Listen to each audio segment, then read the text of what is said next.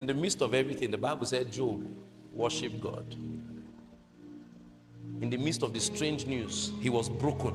Sometimes you will need to cry, but in that cry, you will still worship God. Sometimes you can't say anything. You wish things were different, but because it didn't change, you will still stay there helplessly. And then you will just worship him. In the midst of everything. They just told you that you have been sacked. They just told you that you have been trusting God for promotion. They denied the promotion, but you still have the job. You say, but God has been serving you. You may even have your sack letter in your hand. And in the midst of it, things are looking bad. You sit down, you have finished preaching about the goodness of God yesterday. You are the one that they gave service to preach, and you finished preaching how God is good, how God will bless his people, how God will expand them. But then the same you now came back, and then the first thing you met was a sack letter. And while you are still struggling with sack letter, house rent, your landlord called you. And while you are struggling with all of that, the person you want to marry now came and said, you know what? I don't think we are going anywhere with this relationship. Because you don't look prospective. Then you sit down there. You are God alone, and before time began, you've been on the throne. You are God alone,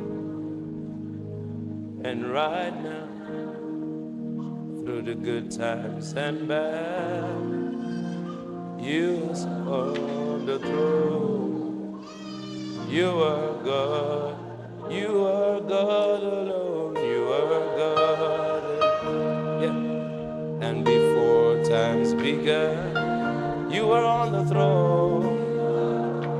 You are God alone. And right now, through the good times, and bad, you're still on the throne.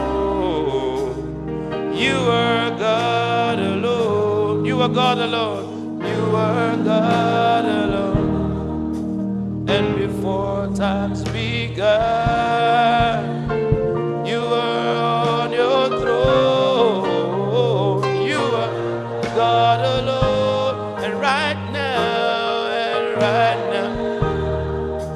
through the good times and bad, you are on the throne. You are God alone. In the midst of all of that, the devil cannot understand why. But what you are trying to say is that no one can take your place. I may not have an answer to the problem, but you are still God. You see, that's a sign of the fact that the fire is still burning within your heart, and no situation can quench it. Not even the bad news around you is enough wind to put off the fire.